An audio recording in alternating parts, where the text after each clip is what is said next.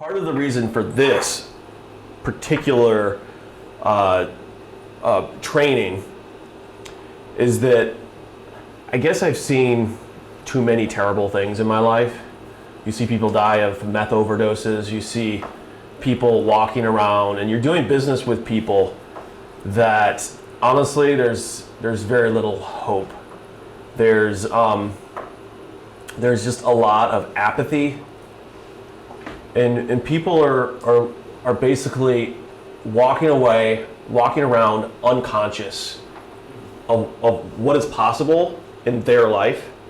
They've given up on everything, and their only hope is to fill their senses with an endless amount of media, distraction, try to use relationships in some way to cover over what's happening, but never ending up actually connecting with anybody.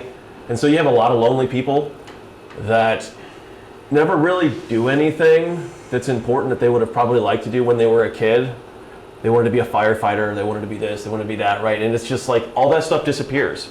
And you just become somebody. We have a lot of people surviving like zombies. And I run into it. We have people at all levels that we deal with in our business. It's a real estate business, if you didn't know already. And so my ambition, my personal ambition, because I do have hope. I believe that most people won't see the opportunity, but my ambition is to see people growing in every way when they work with me. We have, and I'm just going to draw this out really quickly. In our business, we work with people, and there's this escalating relationships we have with people. And we have people who inquire on properties.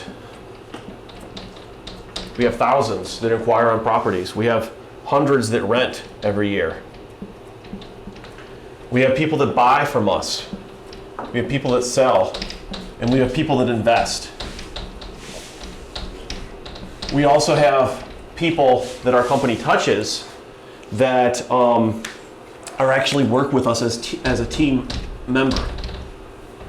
And so what's the common denominator here? That common denominator is that there is a continually escalating way of relating, right? The farther you step up, the more you relate.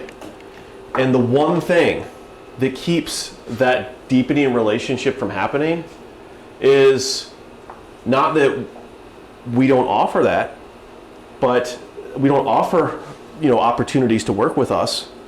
It's really more that people have to grow into it. This actually interacts with people out over their whole life. When you're first starting out in life as an early adult, all you do is rent, right? Some people rent for their whole life. They never kind of increase their capacity to own, to make their own choices. And so that's my perspective. I see like all the ways I relate, and I see people at kind of different levels in terms of what they're able to do, how they're able to provide. And the real difference between like the millionaires we work with that are investors and the people that start out renting, there's really no difference between them. It's just usually one person thinks just a little differently, right? And I know even my own adventures in terms of net worth, total change. Like there wasn't that much difference in my life between like a massively different net worth when I had less and more, except for some small switches in thinking. And it almost happened to me without me knowing it. In fact, I woke up one day and I was surprised by, I thought that my net worth was a quarter of what it was previously, right? And I realized like this is the natural consequences, not of like a ton of action, not of me like killing myself and doing all sorts of other stuff, but this happened because I became aware of certain principles. I've read hundreds and hundreds of books. Many of these things came from my own issues, where I suffer from severe depression, all sorts of issues. I could barely get out of bed. I remember going to a health practitioner who told me at 21 years of age, she said, you have a 61-year-old body, maybe a 65-year-old body, And if this keeps up, you will have a heart attack by the age 35 and you'll be dead. And you better change something. And so you look at that and you realize and you say, you know what? You have to make some changes. Sure. And I would say the last 21 years since then, honestly, I thought most of them were failures, right? But what I learned was how to think about that differently, right? And so everybody has their difficulties. A lot of times we use them as excuses. But regardless of what those difficulties are, my goal today is to help people become more conscious of their life, right? You may or may not get certain things in life. Let's face it, life's not fair.